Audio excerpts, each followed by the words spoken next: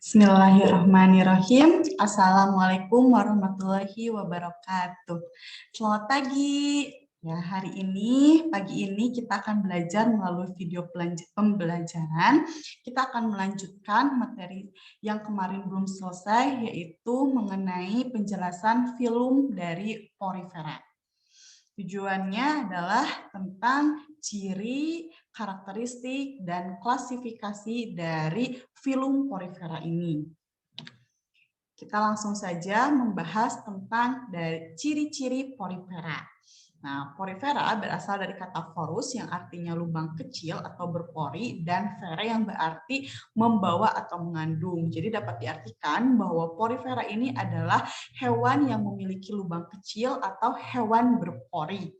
Nah, porifera ini memiliki dua fase kehidupan. Yang pertama adalah berenang bebas dan yang kedua adalah hidup menetap atau sesil. Porifera ini berenang bebas itu ketika pada masa hidupnya yaitu larva, sedangkan ketika hidup menetap atau sesil itu adalah pada saat porifera fase dewasa. Porifera ini belum memiliki organ pencernaan, belum memiliki sistem peredaran darah, dan juga belum memiliki sistem saraf.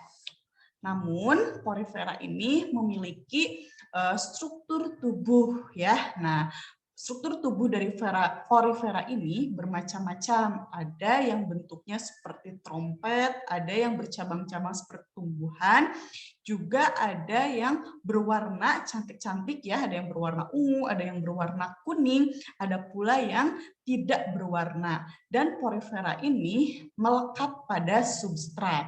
Nah, untuk lapisan tubuh dari porifera itu dibagi menjadi 3 lapisan berurutan dari luar ke dalam.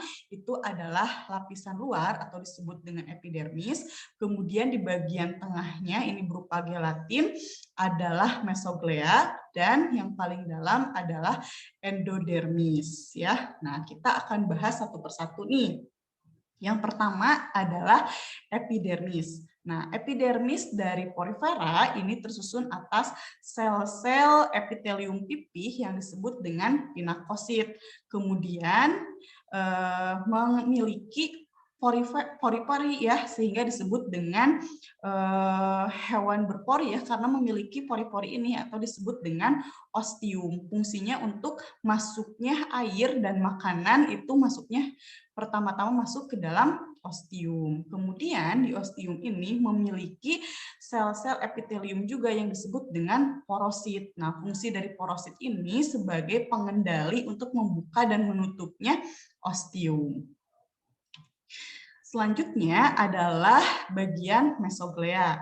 Nah, mesoglea ini berfungsi untuk pembatas antara epitelium dan juga maksudnya epidermis dan juga endodermis. Nah, mesoglea ini tersusun atas dua macam sel ya. Yang pertama ada sel-sel amoeboid atau amoebosit, fungsinya untuk mengedarkan sari-sari makanan ataupun zat sisa dan metabolisme yang sudah tidak diperlukan oleh porifera. Dan yang kedua mengandung sel-sel skleroblast. Nah, sel-sel skleroblast ini berfungsi untuk membentuk spikula. Nah, spikula ini merupakan duri-duri sebagai penguat dari dinding dari porifera ini. Nah, spikula ini bermacam-macam jenisnya. Ada yang terbuat dari zat kapur, ada dari zat kersik, bahkan ada yang tidak memiliki zat kapur atau zat kersik, hanya berupa matriks-matriks protein atau disebut dengan spongin. Kemudian yang terakhir adalah bagian endodermis. Nah, kalau bagian endodermis ini tersusun atas sel-sel leher ya, atau disebut dengan koanosit. Nah, koanosit ini memiliki flagela ya. Flagela ini fungsinya untuk sebagai alat penggerak sehingga air bisa masuk ke dalam ostium, juga untuk mencerna makanan. Nah, setelah kita bahas tentang struktur tubuh dari porifera, selanjutnya kita akan membahas tentang sistem pencernaan dari porifera. Yang tadi Ibu sebutkan dari awal bahwa porifera ini belum memiliki organ pencernaan. Tapi bagaimana sih porifera ini proses makannya? Karena kan porifera makhluk hidup ya, pastinya dia membutuhkan makan. Nah, secara garis besar, sistem pencernaan porifera itu dengan cara air itu masuk di ostium, kemudian akan keluar melalui spongosol. Nah, kemudian untuk keluar dari tubuh poriferanya itu akan keluar di seperti mulut ini ya, disebut dengan osculum ya. Nah, prosesnya itu pertama-tama ketika sel-sel koanosit ini flagellanya bergerak, ini membuat air ya, bukan hanya air kan, tapi mengandung oksigen juga plankton sebagai makanan dari porifera itu masuk ke dalam ostium. Kemudian nanti akan ditangkap oleh flagella dari sel koanosit. Kemudian disinilah di sel koanosit terjadi pencernaan intraseluler di vakuola. Nah, kemudian sari-sari makanannya akan dikeluarkan dan dibawa oleh sel ambosit, lalu diedarkan ke seluruh tubuh porifera. Kemudian zat sisa yang tidak dipakai lagi oleh porifera itu akan dikeluarkan ke spongosol. Seperti ini. Kemudian setelah di spongosol akan dikeluarkan dari tubuh porifera melalui osculum. Ya, begitulah sistem pencernaan dari porifera. Selanjutnya adalah sistem reproduksi dari porifera. Nah, sistem reproduksi dari porifera itu mengalami dua macam reproduksi ya. Ada yang secara aseksual, ada juga yang secara seksual. Nah, kalau untuk secara aseksual itu ada dengan dua cara juga. Yang pertama adalah dengan pembentukan kuncup dan yang kedua adalah pembentukan gemula. Nah, pembentukan kuncup ini contohnya individu dari porifera lalu tumbuh kuncup, kemudian kuncup ini akan menjadi individu porifera yang baru. Kemudian kalau pembentukan gemula adalah pembentukan kuncup di dalam ya, sehingga individu porifera ini akan mengembang ya, gendut. Nah, ketika cuaca yang tidak mendukung seperti kekeringan atau kedinginan, nanti individu tua dari porifera ini akan pecah. Nah, ketika pecah ini akan ada tumbuh porifera yang baru. Nah, sedangkan dengan reproduksi seksual ini terjadi peleburan antara sel telur dibuahi oleh sel sperma. Nah, untuk porifera ini termasuk ke dalam organisme hermafrodit di mana satu individu bisa menghasilkan sel sperma sekaligus juga sel telur.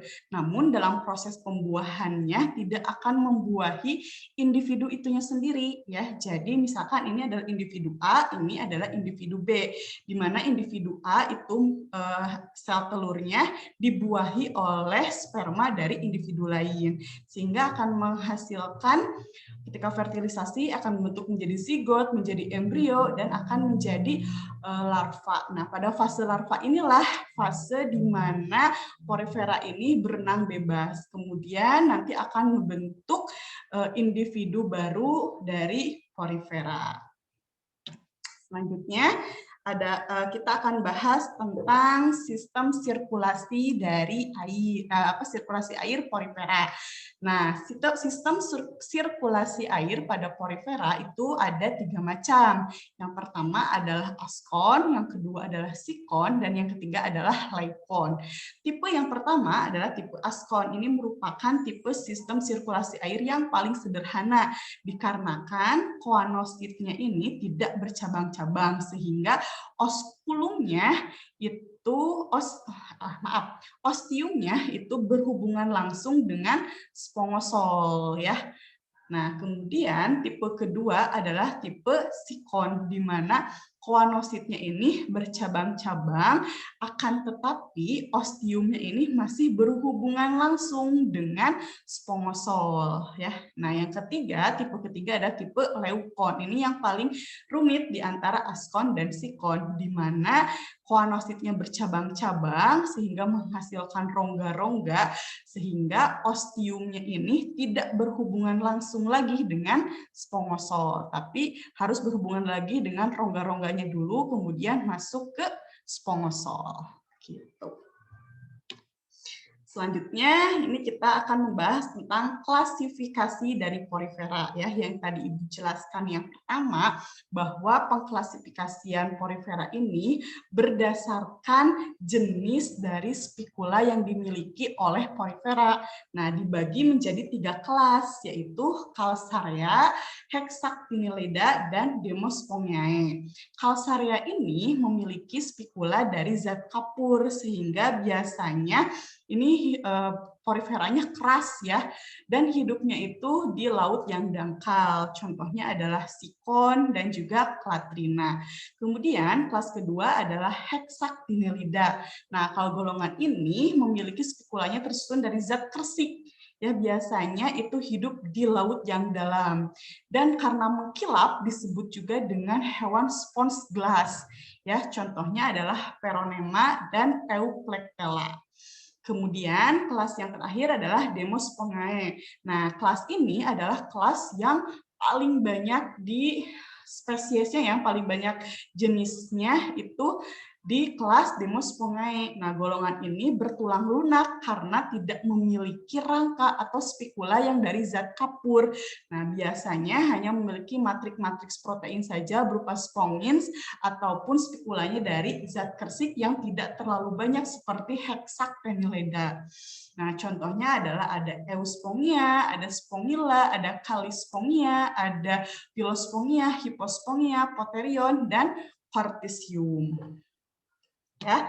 Nah, terakhir ini Ibu akan membahas tentang peranan dari porifera ya. Peranan porifera ini sebenarnya masih banyak ya. Nah, kalau di sini Ibu hanya menyebutkan bahwa porifera ini digunakan sebagai alat penggosok badan ataupun penggosok dari bahan-bahan. Namun porifera juga ada hal yang merugikannya, yaitu bagi peternakan tiram, karena porifera ini biasanya suka menempel di tubuh tiram. Nah, kalau ketika menempel itu akan menjadi parasit sehingga dapat menurunkan kualitas dari produksi tiram. Gitu. Ya, sekian penjelasan tentang filum porifera. Terima kasih atas perhatiannya. Mohon maaf jika Ibu ada salah-salah kata. Kita tutup video pembelajaran kita kali ini.